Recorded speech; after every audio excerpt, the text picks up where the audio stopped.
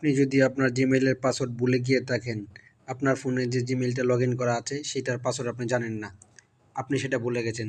জিমেইলের password বের করার জন্যে আপনি সর্বপ্রথম কী করবেন, আপনি চলে যাবেন আপনার যে জিমেইল অ্যাপসটা আছে, এই জিমেইল অ্যাপসে যাবেন। অ্যাপসে যাওয়ার পরে উপরে যে আপনার প্রোফাইল আইকনটা আছে এখানে ক্লিক করবেন।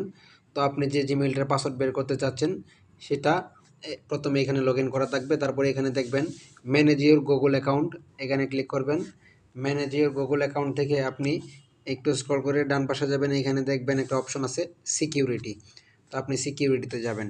সিকিউরিটিতে যাওয়ার পর একটু স্ক্রল করে নিচে যাবেন, দেখবেন এখানে পাসওয়ার্ড। তো এই পাসওয়ার্ডে আপনি ক্লিক করবেন। ক্লিক করার পরে এইখানে আপনার একটা অপশন দেখাবে, আপনার যে ফোনের যে পাসওয়ার্ডটা আছে সেটা চাইতে পারে। যদি না চাই তো এখান থেকে নিউ পাসওয়ার্ডে নতুন করে একটা পাসওয়ার্ড দিয়ে দিবেন। তারপর নিচে কনফার্ম পাসওয়ার্ডে আপনি একটা মানে পাসওয়ার্ড দিয়ে দিবেন, উপরে যেটা দিয়েছেন সেটাই দিবেন। তারপর এখান থেকে এই চেঞ্জ পাসওয়ার্ড ক্লিক করে দিবেন, আপনার কাজ ওকে। ধন্যবাদ।